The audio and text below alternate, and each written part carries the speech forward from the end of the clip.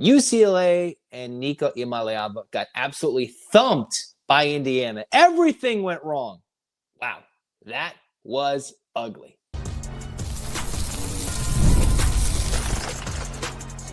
You are Locked On UCLA, your daily podcast on the UCLA Bruins. Part of the Locked On Podcast Network, your team every day. Welcome, everybody, to this edition of the Locked On UCLA podcast. I'm reacting to the UCLA loss to Indiana. Thanks for making this show your first listen each and every day. Welcome back. I'm Zach Anderson-Yoxsimer. Thanks for tuning in, everydayers, or if you're just ready to watch this one be discussed in just depressive matters, right? The only way I can discuss this and best summarize it is by a Simon and Garfunkel song with the opening line of this. Hello, darkness, my old friend. I've come to talk with you again. Yes, UCLA in its worst beatdown of the year, worse than the Utah game, worse than the New Mexico game. Indiana came and destroyed UCLA. Everything, absolutely everything went wrong. All the magical things UCLA was doing, everything went the complete wrong way. The Bruins sit here in the first couple of plays. I'm just like, dude, let's see how the Bruins do this opening drive.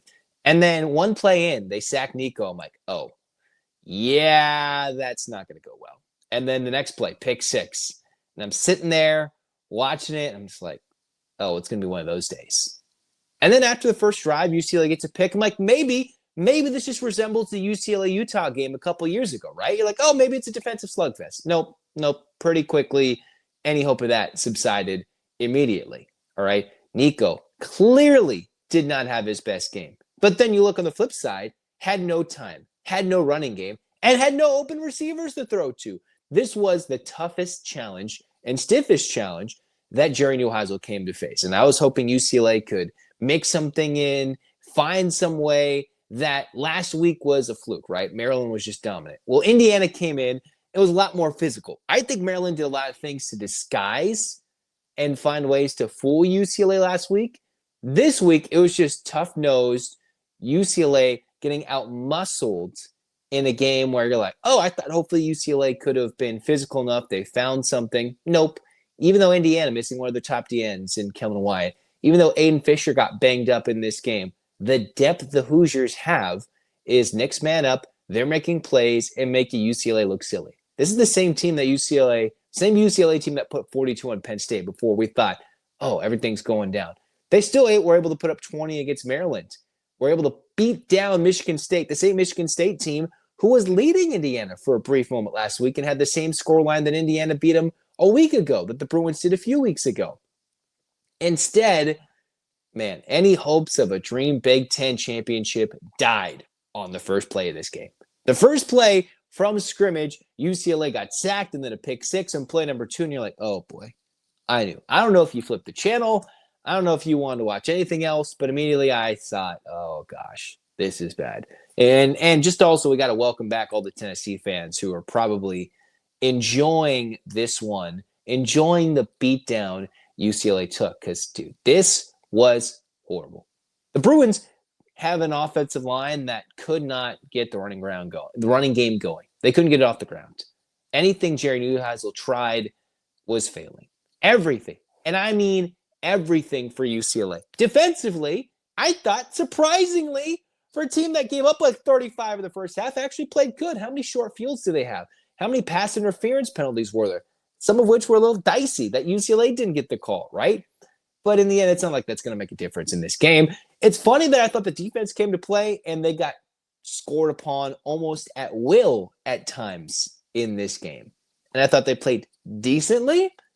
But again, that just showcases the work Tim Skipper's put in with the coordinators, that they were able to get the buy-in to make this game, interestingly enough, that it wasn't hidden on some back channel during the World Series or whatever. It was nationally televised early for us on the West Coast, early, but still one where you're like, okay, UCLA, they're going to get enough credit to maybe do a dream run. Indiana said, no, we destroyed Illinois. We went to Oregon and won and made them look human. In Eugene, they made the Ducks look human. So the Bruins had another thing coming to them. It was, oh my goodness. The thing I think that ticks me off the most is the penalties, the lack of discipline. Now it's a loud, raucous environment. The Bruins, after some subpar atmospheres to build this season, some returners might know the atmospheres the Bruins played in last year, a lot of sold out, packed out atmospheres, whether small or big. It was just frustrating to see how UCLA has not cleaned up the penalties. That's something Tim Skipper, if he wants to earn this job moving forward with all these coordinators, he's going to have to showcase that these guys can improve in that area. No penalties. And it's a little different versus a quieter home crowd versus a raucous road environment. I just need to see that kit cleaned up. All right. Clearly, Indiana was much better with the line moving up to like 4 touchdowns before kickoff. It switched, I think, depending on what you were looking at the line, close to 4 touchdowns. I'm like, okay, maybe UCLA could come out and score first like they did against Penn State, hold a lead. No, none of that was possible. I thought, after they got a pick of Fernando Mendoza, who doesn't get any interceptions this game, they can go down and make something happen. No, the fake punt was easily sniffed out. Curt Cignetti was almost daring Tim Skipper and the Bruins to pull it out. And it just seemed like Skipper was like, yes, no, let's do it. But in Indiana territory, 4th and long, a rough play that Indiana was ready for in the prevent.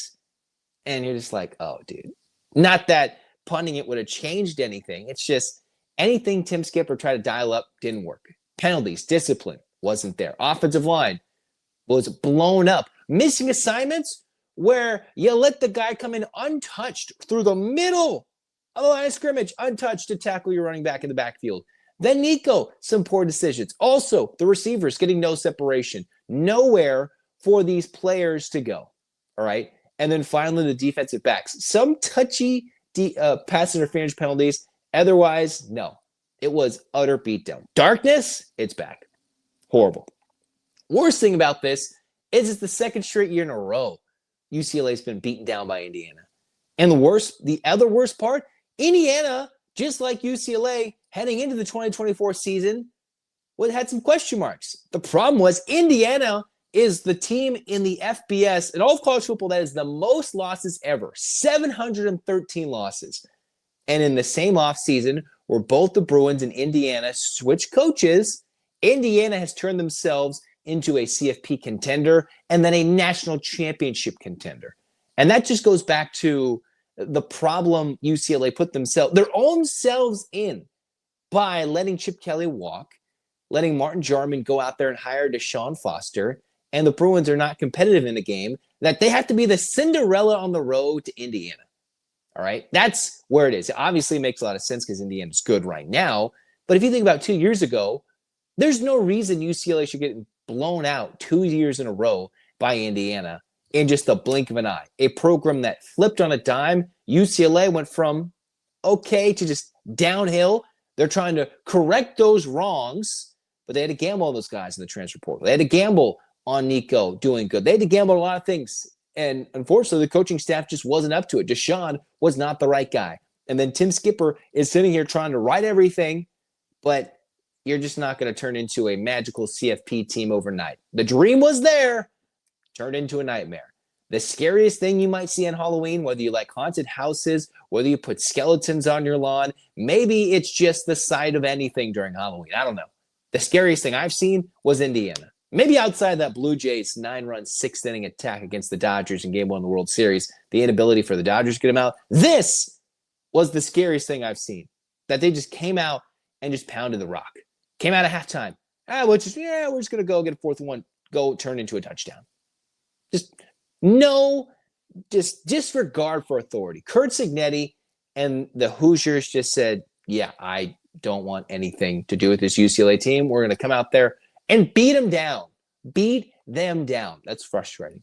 This is the stuff I'm looking forward to for the rest of the UCLA season. A bowl season is still in play, all right? It still is. The 3-game run, huge, because you've got Nebraska at home, Washington at home, and then USC on the road.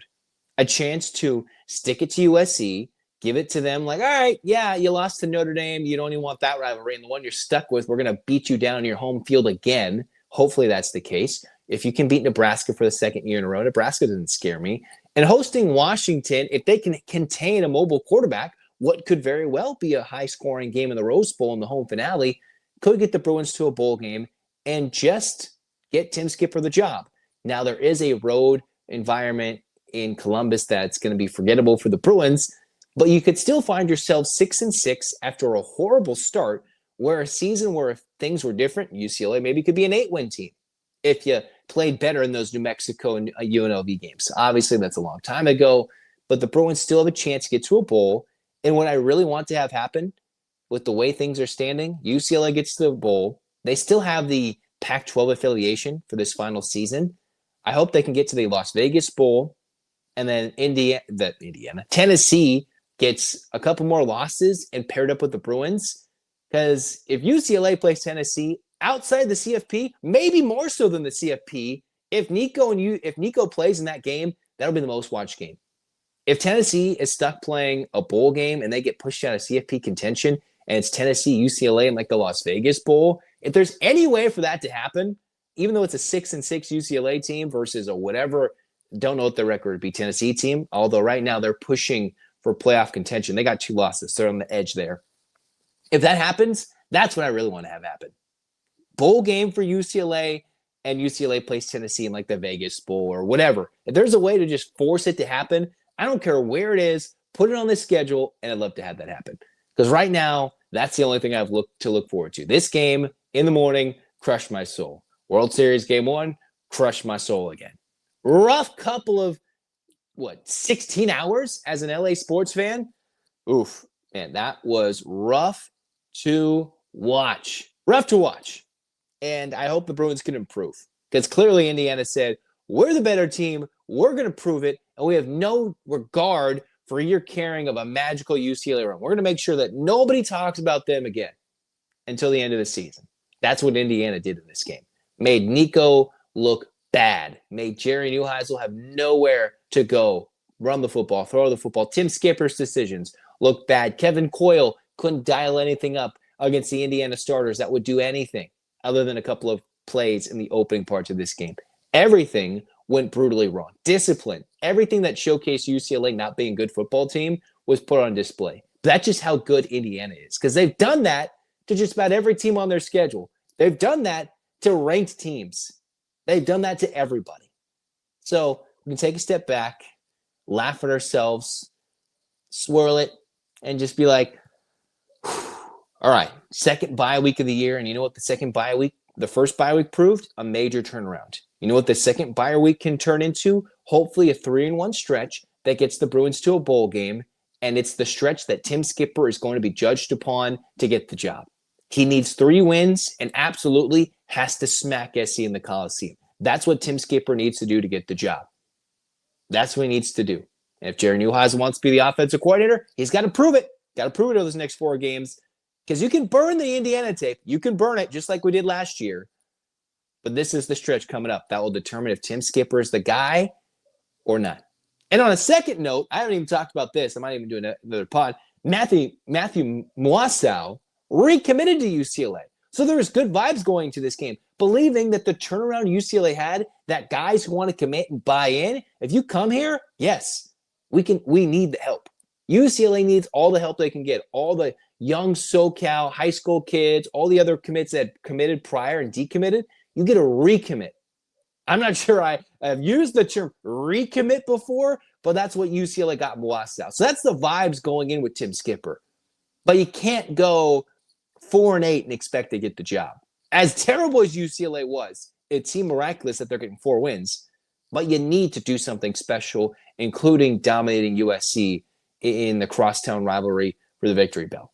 All right. That's what it takes for Tim Skipper to get this job and build something like reestablishing the recruiting class that might be getting back to what it was with all those guys maybe committing once again.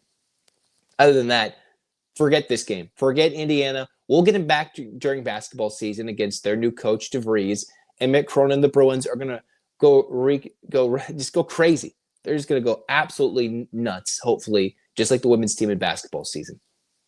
All right, my rant's over. I got nothing else. All right. Hello, darkness, my old friend. I've come to talk with you again.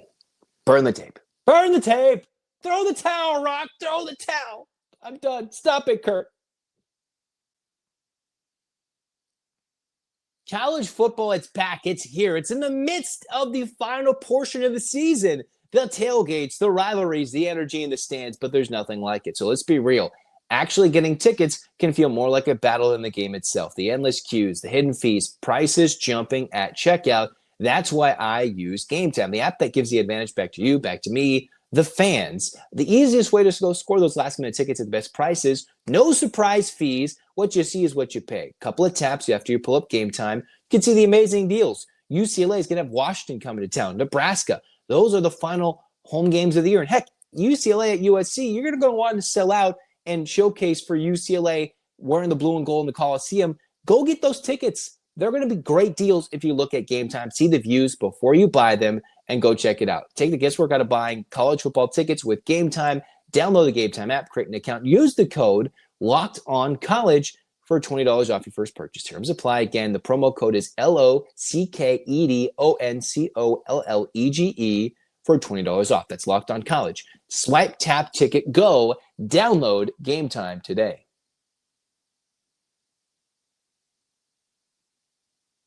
All right. Yes, we can forget about this one. This one was rough. This one was horrible. The no good, very bad, terrible game we're going to burn. All right. I thought Utah was that. Everything went wrong. Everything. Absolutely everything. I thought UCLA had a chance to cover. No, it was duck and cover, not cover the score. Duck and cover in this one. Oh, brother. Oh, brother. That's where it was.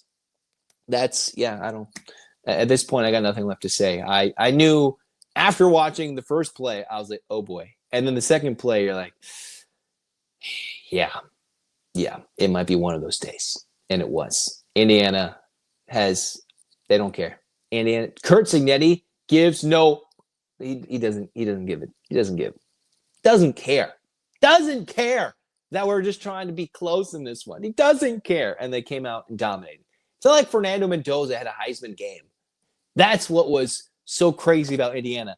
Destroying UCLA. Absolutely destroying them. Oh, boy.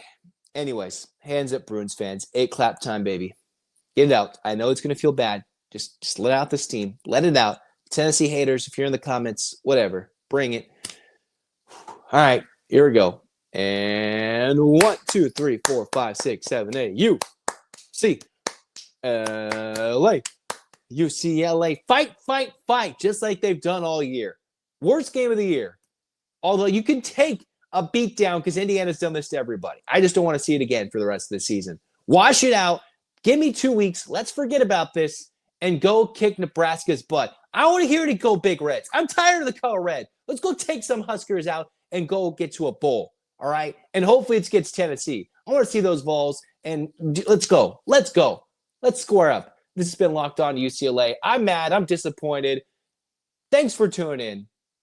Zach signing off. Go Bruins.